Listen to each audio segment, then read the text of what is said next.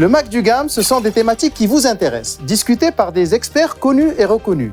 Les principaux chiffres du secteur, des benchmarks internationaux, des success stories. Commençons notre émission avec le tableau de bord.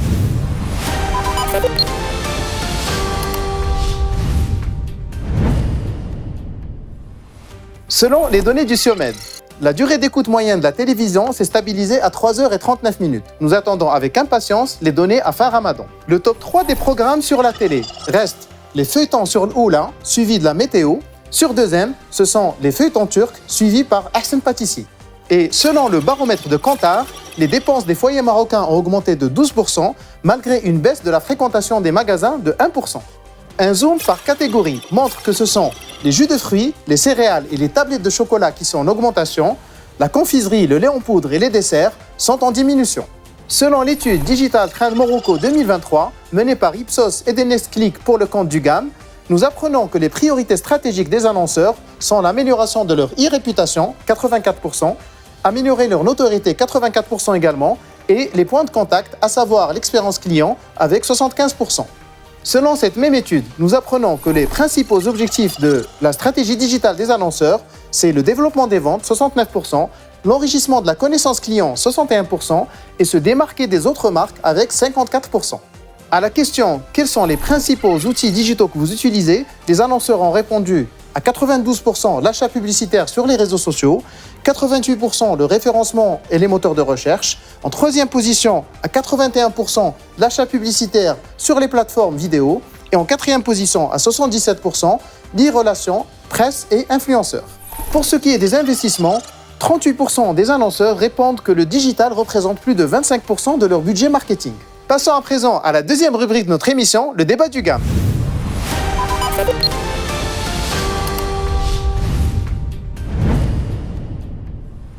La transformation digitale au service des marques, un potentiel peu clair aux yeux des dirigeants.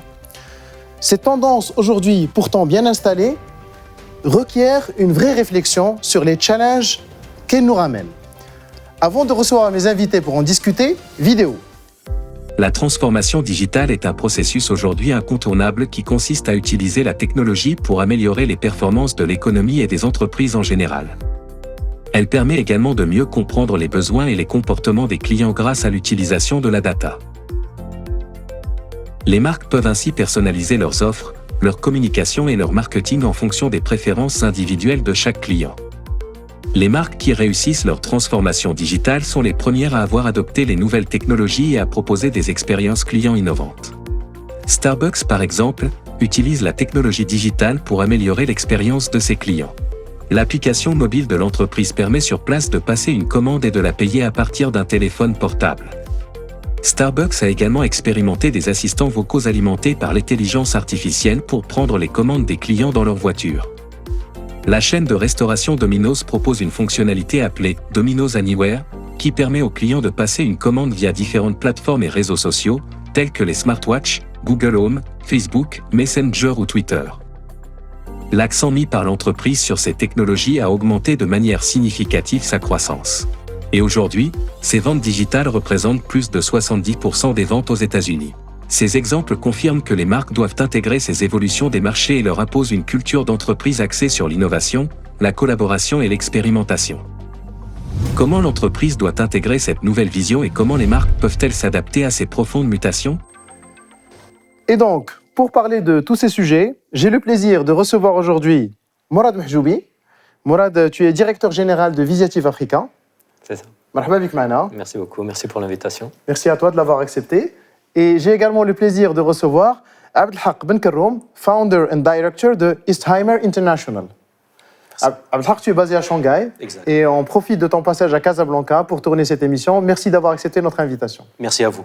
Superbe. Alors, un sujet d'actualité on a l'impression de connaître le sujet, mais pas vraiment. J'ai envie de commencer avec toi, Mourad. Est-ce que tu peux nous situer la transformation digitale? Qu'est-ce que ça veut dire réellement et où en est le Maroc? Très bien. Alors, tout d'abord, effectivement, le sujet de la transformation digitale, ça fait une dizaine d'années maintenant qu'on évoque le sujet, depuis l'époque de l'informatisation jusqu'à la maturité des entreprises et même du citoyen sur ce volet digital. Et aujourd'hui, quand on parle de digitalisation, c'est la capacité d'utiliser les technologies, les différents éléments autour du numérique. On va parler des objets connectés, on va parler du cloud, on va parler de toutes les nouvelles tendances, de l'IA, on en entend beaucoup parler récemment. Donc tous ces éléments-là, comment ces éléments peuvent accompagner l'entreprise et voire même le citoyen au quotidien. Donc cette transformation digitale aujourd'hui, elle doit répondre à des enjeux autour effectivement de la transformation des entreprises. On va prendre le management, donc comment amener ses collaborateurs à travailler avec le numérique pour accélérer la croissance de l'entreprise. On va parler le sujet de l'efficacité, c'est ça? C'est ça, l'efficacité. Alors, on va aller même parler d'excellence opérationnelle. Très bien. Ensuite, on va évoquer sur l'aspect transformation digitale tout le volet écosystème.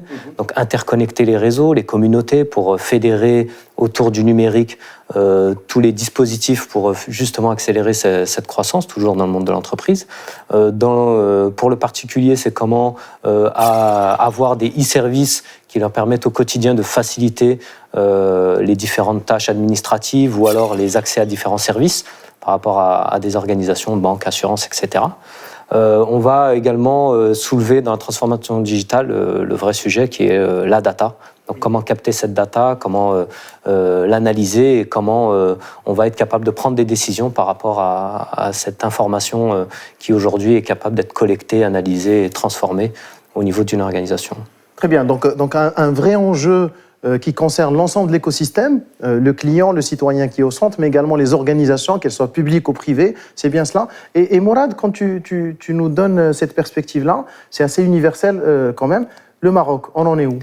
Alors, au Maroc, ça fait maintenant depuis 2010 qu'on a une prise de conscience au niveau de la gouvernance, au niveau des opérateurs locaux, sur cette capacité à utiliser le digital pour accélérer notre économie. Très bien. On a eu différents plans. On a eu e-Maroc 2010, ensuite on a eu Maroc numérique 2013, on a eu un plan Maroc digital 2020, et aujourd'hui on est sur un Maroc digital horizon 2025. D'accord. Donc ces différentes opérations nous ont amené effectivement à identifier les différents axes d'amélioration sur le digital, d'identifier des enjeux majeurs, notamment tout ce qui est e-administration, donc e-government, mettre le citoyen au cœur de la stratégie marocaine en termes de numérique. Un autre élément important, c'est aussi le positionnement du Maroc par rapport à la région, donc être un hub digital, on va dire un référent en la matière, avec différents dispositifs qui ont été mis en place. Mais c'est vrai qu'aujourd'hui, par rapport à ces 10 dernières années, enfin un petit peu plus maintenant, 15 ans, on sent qu'on a quand même un retard. Alors un retard qui est lié aussi à l'infrastructure, qui est lié aussi à la conduite du changement, qui est aussi lié à différentes dispositions au sein de l'entreprise. On va parler des générations. Donc on a une fracture du numérique où on a des personnes qui sont proches de la retraite, qui sont encore dans nos entreprises, qui n'ont pas la facilité avec l'outil digital, et les digital natives qui arrivent sur le marché, qui sont déjà hyper connectés. Et donc on a ce frein qui nous amène effectivement à ne pas être là où on souhaiterait être, notamment aussi avec un aspect important qui a été accéléré depuis Covid, c'est la réglementation. D'accord. Donc lorsqu'on parle de numérique, lorsqu'on a des startups qui veulent se développer, qui amènent une nouvelle dynamique, des nouvelles tendances, eh bien très souvent la réglementation nous ralentit, même si on a des accélérateurs. On a effectivement le citoyen en lui-même, le collaborateur qui, dans une entreprise, va faire en sorte que le digital soit de plus en plus présent. Qui est demandeur quelque part. Qui est demandeur. Ça facilite la manière avec laquelle il fait les choses. Tout à fait, ouais. Le citoyen également, surtout dans on a la capacité de voyager, de voir un peu ce qu'il y a. On en reparlera peut-être avec Abdelhak, mais j'ai voyagé à Shanghai. On s'est croisé d'ailleurs avec Abdelhak, et effectivement, lorsqu'on arrive sur place et qu'on est un citoyen chinois, quand on voit les facilités d'utilisation du numérique, du digital au quotidien, c'est vraiment quelque chose. Lorsqu'on revient chez nous, on se dit on peut faire la même chose. Maintenant, encore faut-il que ça puisse s'accélérer. C'est vraiment l'écosystème qui doit suivre. Alors, tu me tends la perche, Mourad, je t'en remercie. Je m'en tourne vers toi, Abdelhak. Est-ce que tu peux justement nous parler, tu es basé à Shanghai, on le sait, le fameux livre, quand la Chine se réveillera, le monde tremblera. Bon, la Chine s'est réveillée, là, elle est bien réveillée, elle est bien active. J'ai presque l'impression que que vous êtes quelques années en avance sur nous par rapport à ce que tu dis, Morad, notamment sur les services, sur les écosystèmes. Où en est la transformation digitale ailleurs, notamment dans les pays leaders comme la Chine, et où en est l'accélération de la transformation digitale? Est-ce que tu peux nous dresser un peu le topo? Tout à fait. Aujourd'hui, on n'est plus dans la digitalisation choisie, mais dans la digitalisation forcée. Certains pays s'étaient forcés à cause de la crise de la Covid, comme le Maroc. D'autres pays, c'était le souci de la population. Aujourd'hui, 1,4 milliard de personnes en Chine doivent se rendre au restaurant. Donc, on ne peut pas tous les avoir dans les restaurants. Il fallait trouver des solutions pour livraison à domicile, pour des clouds ou des cloud kitchen ou ghost kitchen, des modes de paiement en ligne. 1,4 milliard de personnes ne peuvent pas se rendre dans les hôpitaux publics. Il n'y a pas d'hôpital privé en Chine, il n'y a que des hôpitaux publics. Il fallait trouver des solutions de télémédecine, des solutions de prise de rendez-vous en ligne sur des applications pour les hôpitaux publics. 1,4 milliard de personnes ne peuvent pas se retrouver dans des shopping malls. Et donc, il fallait trouver des solutions de e-commerce, des solutions de réalité virtuelle, etc. Et donc, c'est une digitalisation qui a été forcée sur la Chine depuis 15-20 ans. Et donc, aujourd'hui, on se retrouve avec des groupes qui ont trouvé leurs appuis en Chine en se basant sur de la digitalisation, en étant des digital natives. Des entreprises qui ne sont pas nées digitales, je pense comme China Mobile, par exemple, ont fait des pas importants dans le domaine de la digitalisation. Pourquoi? Parce que China Mobile, qui est une société étatique de télécom, l'un des 3 opérateurs télécoms, ont 1 milliard de clients. Donc 1 milliard de clients, il faut les gérer. Et ils ont 500 000 employés. 500 000 employés, ce n'est pas avec un fichier Excel qu'on va pouvoir les gérer. Il fallait se digitaliser, et s'y digitaliser très très tôt. Et donc, l'impératif de digitalisation s'est fait imposer, a été forcé sur la Chine dans tous les domaines de la vie de tous les jours, les entreprises, les citoyens et l'État. Et donc, aujourd'hui, en Chine, ça fait déjà quelques années que je n'ai pas touché du cash. Donc, la Chine n'a pas connu... Tout est en mobile payment, c'est ça? Tout est en mobile payment, soit WeChat, soit Alipay. 98% des paiements se font avec WeChat ou Alipay. Il y a 2 ans, l'État chinois a lancé le Digital RMB, la monnaie digitale chinoise. Ils ont fait déjà La crypto-monnaie, c'est ça? C'est l'équivalent de Bitcoin et compagnie, c'est ça? C'est une monnaie digitale centralisée. Pour payer au jour le jour Déjà 2 milliards de dollars de transactions ont été effectuées l'année dernière dans les zones pilotes, comme à Shenzhen ou dans d'autres villes. L'État a commencé par faciliter cette tâche en donnant à certains citoyens des vouchers gratuits de 200 RMB ou 300 RMB pour faire des achats. Donc, prochaine étape, c'est de permettre aux employés du service public de se faire payer une partie de leur salaire avec les digital RMB, avec des paiements off-ligne. C'est-à-dire que s'il n'y a pas d'Internet, s'il n'y a pas d'électricité, vous pouvez toujours payer avec Digital RMB. D'accord. C'est-à-dire que c'est comme si j'ai un portefeuille physique, j'ai mon cash, sauf que tout ça est digital. Et j'ai même entendu dire, tu me confirmes, que je suis offline, mais je suis en même temps presque... Mon téléphone est déchargé, je peux quand même payer. Exactement. Il y a des technologies aujourd'hui qui permettent ça. Exactement. Et donc j'imagine qu'en termes d'expérience citoyen, d'expérience client, on parle de quelque chose de très différent de ce que tu vis quand tu viens au Maroc, quand tu pars en Europe, où on est finalement en décalage par rapport à ce que tu vois en Chine, Abdelhak. Tout à fait. Il n'y a pas de mendicité en Chine, mais le dernier module que j'ai vu, il avait un QR code accroché sur un t-shirt pour permettre aux gens de donner 1 dirham ou 2 dirhams. Magnifique. Et donc, on n'a pas vu de cash depuis les dernières années. On s'est toujours accepté si on le souhaite, mais on n'en a pas vu. La Chine ne s'est pas beaucoup arrêtée sur la phase plastique, carte bancaire. Alors, plusieurs pays européens, États-Unis, Maroc, sont après le cash, on a connu plastique et on connaîtra plus tard le mobile payments. La Chine ne s'est pas attardée sur la phase plastique. Ils sont passés du cash directement vers le mobile payments. Il y a des personnes qui ont toujours des cartes bancaires, mais c'est très rare. Aujourd'hui, si vous n'avez pas WeChat ou Alipay, vous êtes condamné à ne pas pouvoir payer les services et les produits de tous les jours. Excellent. Merci, Abdelhak. Donc, je résume ce que tu nous dis. Quelque part, on est toujours forcé finalement par y aller, soit par des phénomènes comme Covid, soit comme en Chine, ce que tu nous disais, 1 personne sur 5 dans le monde vit en Chine, 1,4 milliard de personnes. Il fallait trouver des solutions sur tous les sujets, le commerce, le retail, la santé et ainsi de suite. Et puis, les moyens qui sont mis en place également, si j'ai bien retenu, notamment sur la facilitation de la transmission des moyens de paiement, donc avec la monnaie mobile qui est aujourd'hui portée par l'État dans des zones pilotes, et demain, une partie des salaires des fonctionnaires, et j'imagine le privé suivra, se feront dans cette monnaie digitale, donc une réelle refonte de l'expérience, sur l'expérience client, j'imagine, l'expérience citoyenne de manière plus large. Très intéressant, merci Abdelhak. Alors justement, je voudrais revenir vers toi, Mourad. Toi, tu es dans le métier justement de l'accompagnement des entreprises dans la transfo digitale, des organisations hein, publiques ou privées. Et les marques aujourd'hui, est-ce qu'elles ont saisi les enjeux de la transfo digitale? Est-ce qu'elles en profitent pleinement? À quel niveau de la chaîne de valeur d'une marque, ça part de l'écoute marché jusqu'à l'expérience client, passant par les collaborateurs, l'efficacité. Est-ce que les marques ont pris conscience des enjeux de la transformation digitale? Est-ce qu'elles y sont aujourd'hui? Alors, c'est vrai qu'il y a certains facteurs qui nous ont amenés, comme le dit Abdelhak, à aujourd'hui ne plus se poser la question de la digitalisation. Donc, il y a effectivement Covid, la demande très forte des citoyens et des collaborateurs. Il y a aussi, il faut pas l'oublier, les discours royaux qui sont aujourd'hui, il y a eu plusieurs discours de Sa Majesté qui aujourd'hui prône et demande à ce qu'on accélère cette digitalisation au Maroc. D'ailleurs, s'il faut le rappeler, tu le permets Mourad, c'est que dans le nouveau modèle économique, la digitalisation est un des enjeux majeurs pour le pays.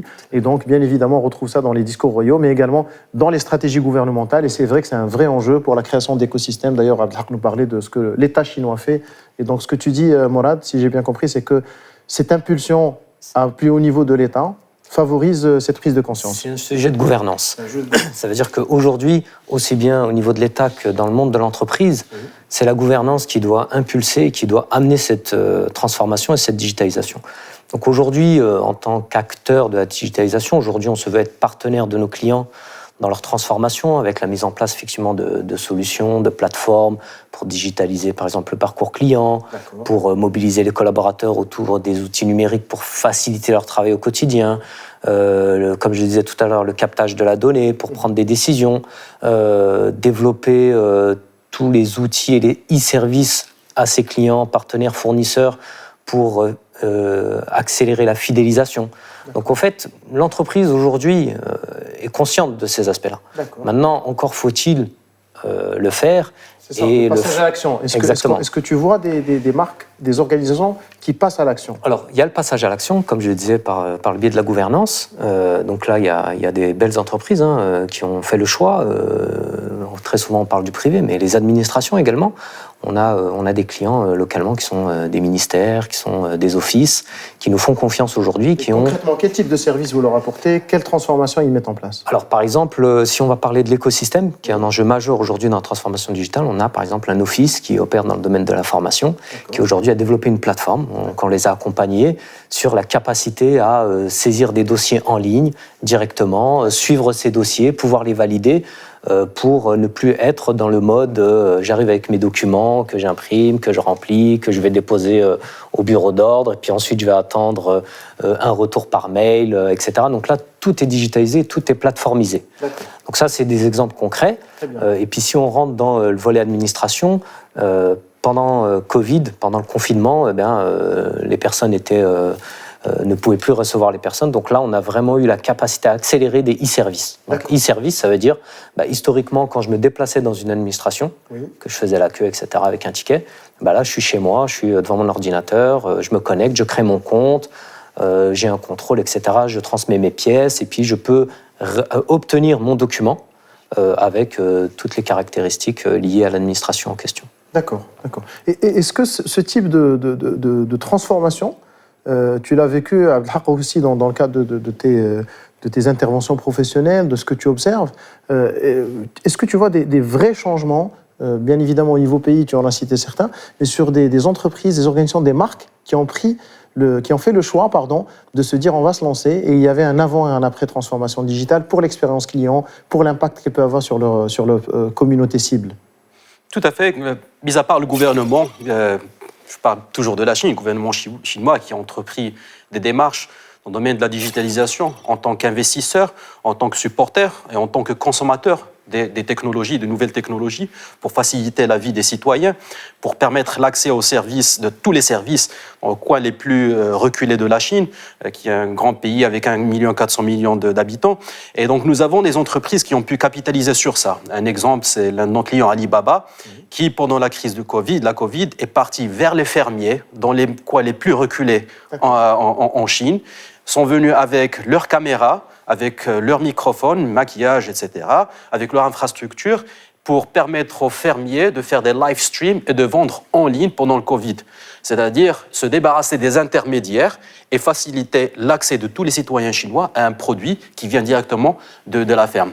Et donc, vous avez un fermier qui, Alibaba leur ouvre un compte sur leur plateforme, leur font des formations pour leur permettre de mieux s'adresser à leurs clients, comment marketer leurs produits, quelle est leur cible, mieux définir leur cible, et puis ils leur donnent l'équipement, et puis ils se lancent sur le live stream. Donc, finalement, ils accompagnent sur toute la chaîne marketing, comprendre leurs clients, choisir leur cible, le positionnement, ils les équipent. Et donc aujourd'hui, ils sont capables de suivre finalement sur toute la ligne, c'est ça? Exactement. Et donc le fermier, non seulement il a la capacité de s'adresser à des centaines de millions de clients, mais il a aussi la capacité de développer une base de followers, d'avoir accès à un certain nombre de data qui lui permet de savoir où est-ce que ces produits ont atterri, quand est-ce qu'ils ont été achetés, à quelle fréquence, à quelle quantité, et ça leur permet un peu de faire beaucoup plus de ciblage. Ça permet aussi à Alibaba de collecter la data, d'en faire un travail pour expand leur offre vers d'autres fermiers. C'était des dizaines de milliers de fermiers qui ont profité de ce service pendant la Covid-19 et ça ne s'est pas arrêté là puisque Alibaba prend sa commission. Le fermier en a fini avec des intermédiaires qui n'ajoutaient pas toujours de la valeur ajoutée, 2-3 intermédiaires dans la chaîne. Et puis, ils ont eu accès à cette formation qui leur a permis de se digitaliser.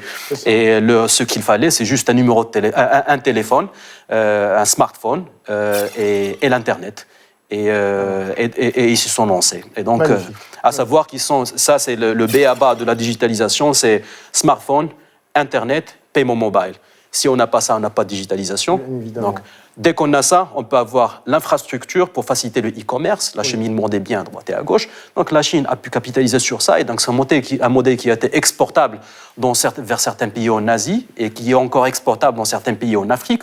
Aujourd'hui, on connaît la présence de Huawei en Afrique. On connaît la présence, qui est le téléphone, l'installation télécom. On connaît la présence des solutions Zero Code Solution. C'est-à-dire, tout ce que j'ai dit aujourd'hui, vous pouvez l'acheter d'une autre entreprise chinoise, le transposer sur place. Et donc, ça permet une digitalisation des sociétés beaucoup plus rapide et beaucoup plus effective. Effectivement. Merci beaucoup. Merci Abdelhak pour cet éclairage, ces exemples très, très parlants. Je voudrais revenir vers toi justement, Mourad, parce que tu interviens au Maroc, mais également en Afrique. Oui. Et est-ce qu'il y a des expériences justement où, comme le disait Abdelhak, il y a des fois des leapfrogs, c'est-à-dire on passe du cash, on saute le plastique, je reprends ton expression, pour passer directement au mobile payment. J'imagine que sur certains pays d'Afrique subsaharienne, en dehors du Maroc, il y a des exemples intéressants aussi que tu vois. Est-ce que tu peux nous en parler, Mourad? Oui, je vais prendre l'exemple du e-gov, où aujourd'hui, effectivement, on a une vraie capacité à proposer un certain nombre de technologies pour opérer cet aspect de leapfrog. Si je prends le cas de la Côte d'Ivoire, on est présent sur une dizaine de pays, en Afrique de l'Ouest. Et la Côte d'Ivoire, aujourd'hui, en termes de gouvernance, a vraiment orienté sa stratégie de manière très marquée sur le digital et donc sont en mesure aujourd'hui vraiment d'accélérer beaucoup de e-services. Et on a eu l'opportunité d'accompagner le gouvernement ivoirien dans des process, la dématérialisation de processus qui étaient très lourds et on va dire gérés de manière traditionnelle. Aujourd'hui, les ministres vont élaborer, suivre les lois à travers notre plateforme, donc avec une possibilité effectivement de piloter des comités, d'étudier les décrets, donc tout ça sur une plateforme avec toute la digitalisation des différents... Concrètement, aujourd'hui, j'imagine les parlementaires de ce pays ou les personnes en charge, devant un écran, peu importe. Tablette. Avec les différents éléments qui proviennent des différents services, départements, avec une validation commune. Il y a un système de workflow, de signature électronique, qui peuvent voter, c'est ça? Exactement, c'est exactement ça. Donc la capacité vraiment à suivre tout le process et avoir la traçabilité des éléments sans pour autant avoir tout ce qui était, quand je disais, de manière traditionnelle. Ça veut dire que tout se faisait physiquement avec des parapheurs, avec des communiqués. Et la lenteur que ça peut avoir, parce qu'on envoie le parapheur, on attend qu'il soit signé avant qu'il revienne pour l'envoyer à la deuxième personne, et ainsi de suite. Alors que là, pratiquement, on peut signer... J'exagère, mais tous en même temps. Oui, tout à fait. Ouais. 20 personnes, 30 personnes, voter, 100, et ainsi de suite, c'est ça? C'est ça, et c'est surtout ce que tu disais. C'est-à-dire aujourd'hui, la signature électronique, qui est un élément déterminant dans une des applications qu'on a développées, c'est qu'aujourd'hui, on a le système d'OTP, on reçoit le SMS, on valide directement, la signature est reconnue. Donc le process est vraiment accéléré. Et pour revenir un peu à ce que j'ai vu à Shanghai et ce que évoquait Abdelhak, il y a aussi la philosophie et le mindset au niveau du développement des applications. Si on prend juste l'aspect mobile, très souvent chez les éditeurs, on se dit mobile first. C'est-à-dire que quand on développe une solution, on doit penser au mobile. En Chine, eux, c'est pas mobile first, c'est mobile only. Parce que tout le monde a un smartphone, tout le monde va pouvoir accéder à ce service sur son smartphone. Et aujourd'hui, voilà, c'est ce qui fait que l'extension de l'humain, par rapport à cette tablette ou par rapport au mobile, fait qu'on va aller de plus en plus vite dans ces process qui se voulaient vraiment très traditionnels. Très bien. Donc tu vois aussi l'exemple que tu as cité sur le e-gov en Côte d'Ivoire, il y en a certainement d'autres. Ces accélérations, finalement, des gens qui étaient peut-être un peu en retard peuvent sauter des pas et ne pas passer par les étapes séquentielles pour finalement dépasser d'autres qui ont peut-être démarré avant. C'est bien cela. Je peux te donner une information qui est pertinente dans cet aspect de projet. Nous, on se veut être pilote de transformation de nos clients. Donc, c'est-à-dire que quand on arrive, on est avant la solution, on est sur une phase de conseil, d'accompagnement, et grâce à un retour d'expérience, notre groupe existe depuis 35 ans, nous on est présent ici en Afrique depuis 12 ans, et donc on bénéficie de ce retour d'expérience. Et donc aujourd'hui, quand on parle d'un projet de transformation digitale, plateformisation d'une organisation, très souvent il y a la contrainte ou le frein de se dire, bon, c'est un projet 1 an et demi, 2 ans. La première réunion qu'on a eue avec nos partenaires en Côte d'Ivoire pour accompagner le Conseil du gouvernement, première réunion, la mise en application de la plateforme, avec tout ce que j'ai évoqué tout à l'heure, et encore d'autres aspects que je ne peux pas tout détailler, c'est un projet de 3 mois. À 3 mois, première réunion jusqu'à la livraison de la plateforme, c'est opérationnel, on peut déjà voter. Exactement. Donc c'est un accélérateur. La digitalisation doit être un accélérateur. C'est un peu ce que disait aussi Abdelhak, il y a des solutions à la limite... Low code, no code. Plug and play, quoi. On les ramène, on branche, et puis soudain on est digitalisé. Enfin, je caricaturise à peine, mais parfait. Ça coûte une fraction de ce que ça coûterait. Parce qu'il n'y a pas le développement, il y a peut-être la personnalisation. Exactement. Et Abdelhak, est-ce que justement tu as un autre exemple? Tu as cité celui de Alibaba qui a fait ce travail magnifique avec les agriculteurs. Est-ce qu'il y a un autre exemple justement où des marques ont osé faire des choses rupturistes et transformer justement finalement leur business et l'impact sur leur public? Des marques que les Marocains connaissent, la marque Shein, oui. prêt-à-porter. Oh, oui. C'est une marque qui a à peine une quinzaine d'années, mais une capitalisation, une valuation de 100 milliards de dollars, qui est la somme de Zara plus H&M. Et donc c'est un troupeau de licornes. Voilà. 100 licornes. Et donc ils n'ont pas de boutique physique, ils n'ont pas d'usine. Ils travaillent avec 6000 usines en tant que supplier. Wow. Ils livrent vers 150 pays. Des robes, des t-shirts à $10, à $5 dans tous les pays au monde. Et donc, ils ont pu créer une interface client qui leur permet de comprendre retail, comprendre les algorithmes qui comprennent comment les gens interagissent avec leur application, et une autre interface supplier qui permet à n'importe quel moment de dire on cherche tel modèle, telle couleur, telle quantité, telle date.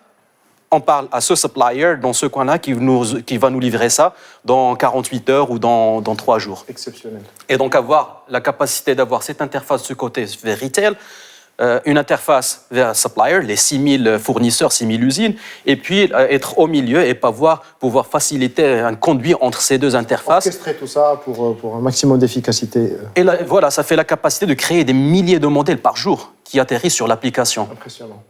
Impressionnant. Et donc ça, c'est un exemple, c'est un exemple de ce qu'est le commerce de demain, puisqu'on a aujourd'hui des groupes qui veulent s'inspirer du modèle de Shein pour dupliquer ce qu'ils ont fait. Donc la digitalisation qui s'est imposé à certains pays. Si vous êtes dans le prêt-à-porter, si vous êtes chez Zara ou bien H&M, vous ne pouvez pas ne pas regarder ce que font Shein, parce que c'est le modèle de demain. C'est ça, c'est ça. Messieurs, débat très riche, on n'en a pas assez, mais pour des contraintes de gestion du temps, je vais vous demander un petit mot de la fin. Je vous remercie encore une fois pour votre générosité de partage, c'est vraiment très enrichissant. Un petit mot de la fin, Abdelhak, peut-être? Oui, Mourad a parlé de data, donc je le répète, s'il n'y a pas de data, il n'y a pas de digitalisation. Aujourd'hui, la data, c'est un avantage concurrentiel. Clairement. Les entreprises qui ont commencé il y a 10 ans sont en avance par rapport à celles qui ont commencé il y a 5 ans. Et donc, il faut essayer de recentrer pour les entreprises marocaines ou l'État, recentrer le débat sur la data et l'intérêt de la data. Merci beaucoup, Abdelhak. Mourad? Un dernier mot, quand on parle de transformation digitale, on est très souvent sur des use cases, des usages, et puis on se dit effectivement, on regarde ce qui se fait ailleurs, etc. Le conseil que je peux donner en tout cas aux organisations, c'est de travailler ce qu'on appelle la feuille de route numérique.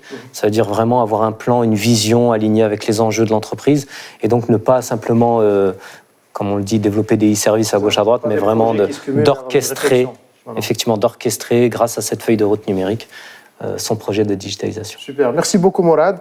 Merci Abdelhak encore une fois. C'était un débat très riche, très intéressant. Je vous invite à présent à découvrir notre prochaine rubrique, les news du GAM.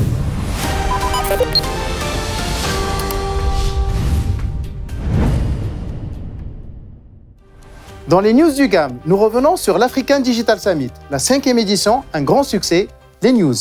L'African Digital Summit, qui s'est tenu les 2 et 3 mars dernier, a connu un succès retentissant avec un record de 2800 participants venus de 48 pays différents. Pendant 2 jours, les professionnels du numérique ont eu l'opportunité d'assister aux présentations de 65 experts nationaux et internationaux et d'échanger sur les dernières tendances et innovations en matière de technologie en Afrique et dans le monde. Le sommet a proposé de nombreuses sessions abordant des sujets tels que la transformation digitale, l'entrepreneuriat numérique, l'intelligence artificielle, ainsi que des discussions sur les enjeux futurs du continent africain et de l'international en matière de numérique. Enfin, l'African Digital Summit s'est clôturé avec les Moroccan Digital Awards, qui ont récompensé les annonceurs et les marques les plus performants dans le domaine du digital au Maroc. Cette compétition vise à promouvoir l'excellence des pratiques et à contribuer à la compétitivité du marché digital. Le Grand Tour des annonceurs, organisé chaque année par le GAM, est le rendez-vous incontournable des plus grands acteurs de l'écosystème des annonceurs au Maroc. Cette année, l'événement aura lieu le 11 avril prochain. Suivez nos réseaux sociaux pour ne rien manquer des enjeux et des tendances actuelles.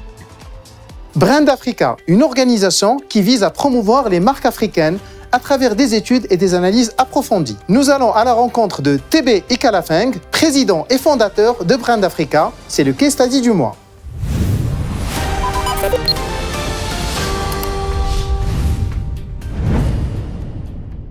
The important thing for us now as Africans is it's going to be easier to create digital brands because digital has done something incredible. It has broken down the barriers.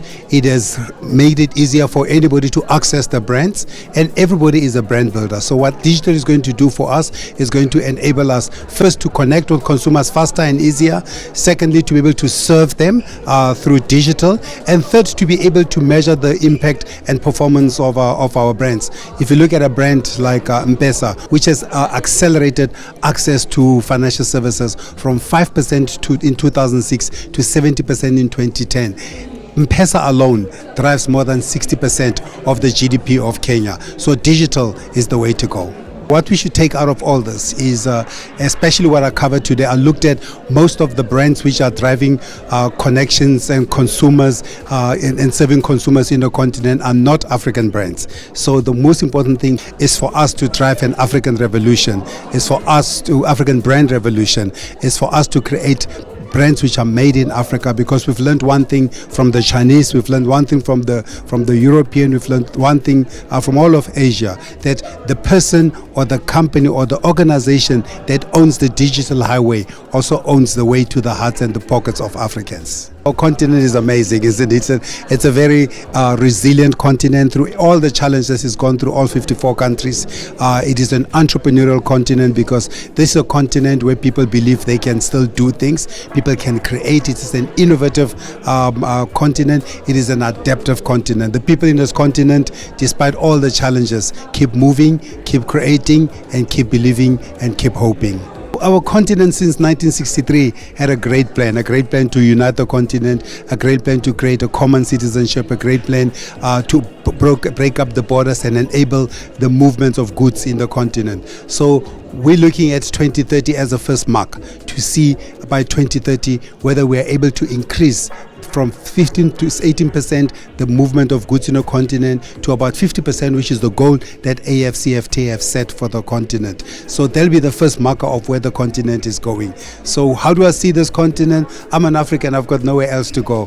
So I need to make the best of this continent. I need to contribute to the success of this continent because we Africans have to begin to tell our own story. As Chinua Achebe once said, until the lion learns how to tell its own tale, tales of the hunter will always be glorified.